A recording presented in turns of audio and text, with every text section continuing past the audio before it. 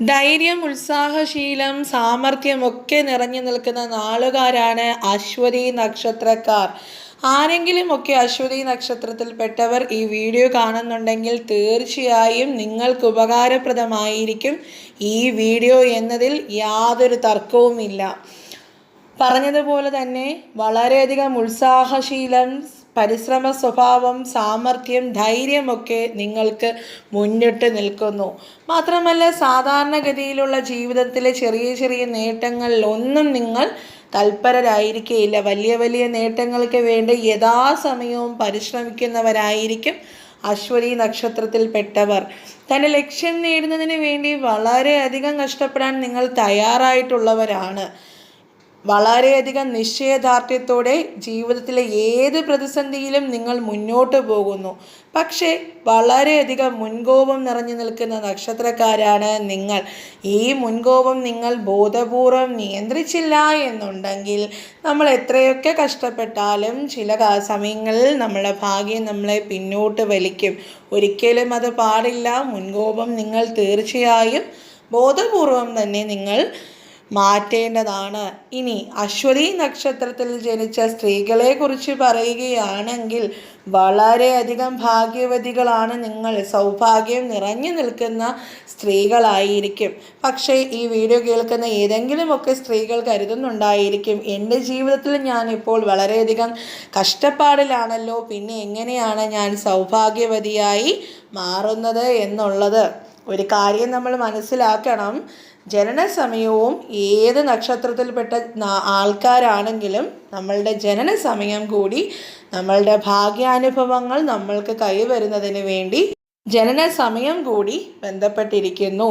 അതുകൊണ്ട് തന്നെ നമ്മൾക്ക് ചില ദോഷ സമയങ്ങളൊക്കെ വരുന്നത് നമ്മളെ ജനന സമയത്തിലുള്ള വ്യത്യാസങ്ങൾ അനുസരിച്ചാണ്. എന്നിരുന്നാലും വളരെയധികം ഭാഗ്യം നിറഞ്ഞ നക്ഷത്രം തന്നെയാണ് അശ്വതി എന്നുള്ളതിൽ യാതൊരുവിധ സംശയവും വേണ്ട.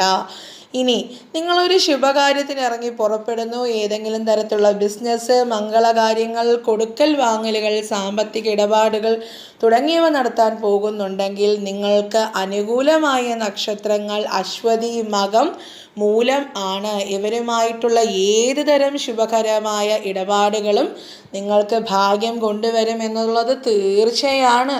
എന്നാൽ എത്രയൊക്കെ നിങ്ങൾ അടുക്കാൻ ശ്രമിച്ചാലും അകറ്റി നിർത്തേണ്ടതായിട്ടുള്ള നക്ഷത്രക്കാരാണ് കാർത്തിക, മകയിരം, പുണർദം, വിശാഖം, അനിഴം, തൃക്കേട്ട എന്നീ നക്ഷത്രങ്ങൾ. ഈ നക്ഷത്രക്കാരുമായി ദയവ് ചെയ്ത് യാതൊരുവിധ കൊടുക്കൽ വാങ്ങലുകളോ സാമ്പത്തിക ഇടപാടുകളോ ബിസിനസ്സോ ഒന്നും തന്നെ നിങ്ങൾ നടത്തരുത്. ഈ നക്ഷത്രങ്ങൾ നിങ്ങൾക്ക് പ്രതികൂല സ്ഥാനത്താണ് നിൽക്കുന്നത്. ഏതൊക്കെയാണ്? കാർത്തിക, മകയിരം, പുണർദം, വിശാഖം, അനിഴം, തൃക്കേട്ട.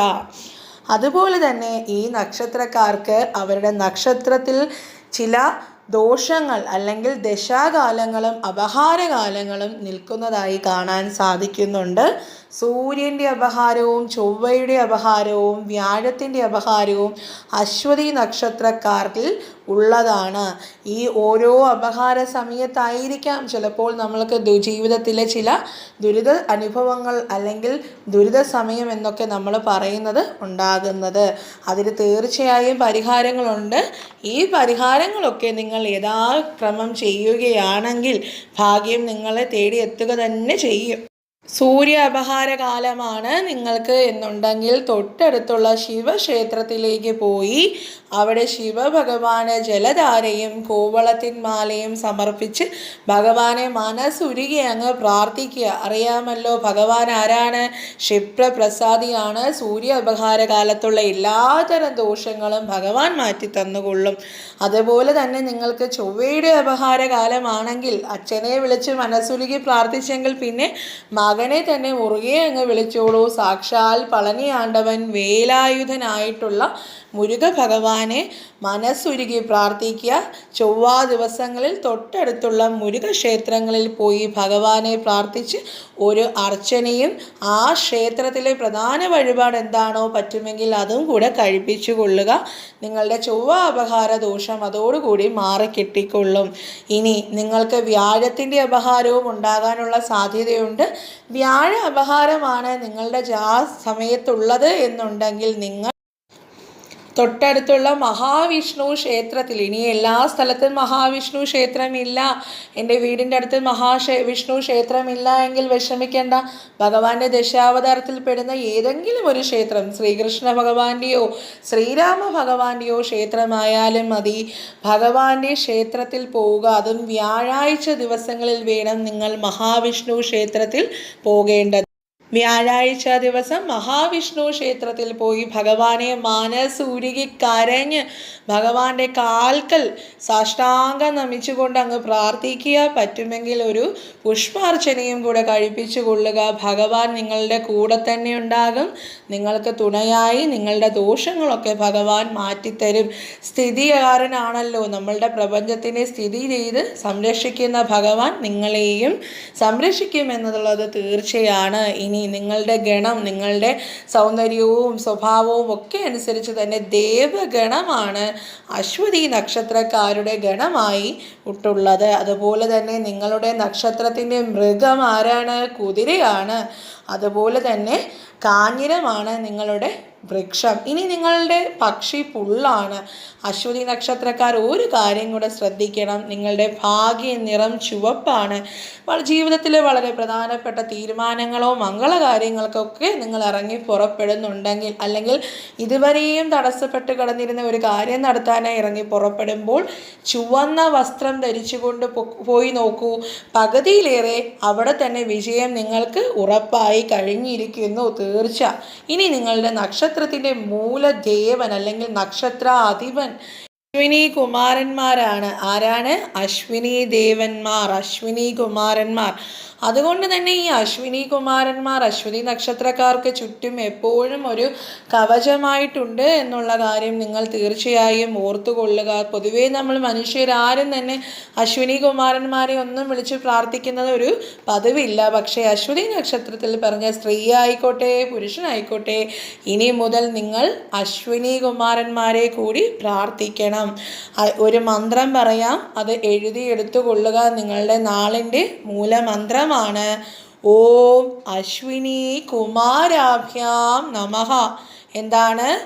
ഓം അശ്വിനി കുമാരാഭ്യാം നമഃ.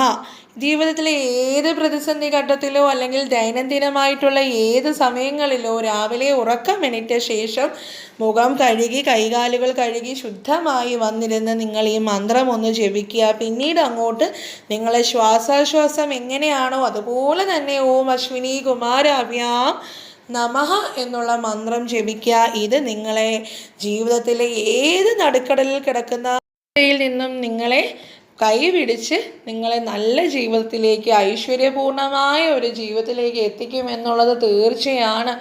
ഈ മന്ത്രം നിങ്ങൾ ഇനി അങ്ങോട്ടുള്ള ദിവസങ്ങളിൽ എന്നും തുടരെ നിർത്താതെ ഉരുവിട്ട് ജപിച്ച ശേഷം നിങ്ങളുടെ ജീവിതത്തിലുണ്ടാകുന്ന മാറ്റങ്ങൾ എപ്രകാരമാണ് എന്നുള്ളത് നിങ്ങൾ ഈ വീഡിയോയുടെ താഴെ വന്ന് കമൻറ്റിലൂടെ അറിയിക്കുക.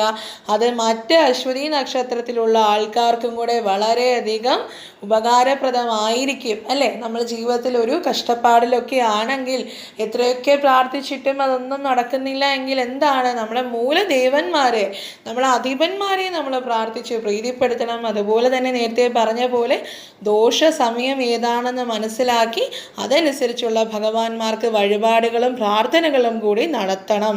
അപ്പോൾ ഇത്രയുമാണ് അശ്വതി നക്ഷത്രക്കാരെ കുറിച്ച് പറയാനായിട്ടുള്ളത്. വളരെയധികം ഭാഗ്യവതികൾ അല്ലെങ്കിൽ ഭാഗ്യവാന്മാരായിട്ടുള്ള ദൃഢനിശ്ചയത്തോടെ ഉത്സാഹശീലത്തോടെ പ്രവർത്തിക്കുന്ന നാളുകാരാണ് നിങ്ങൾ.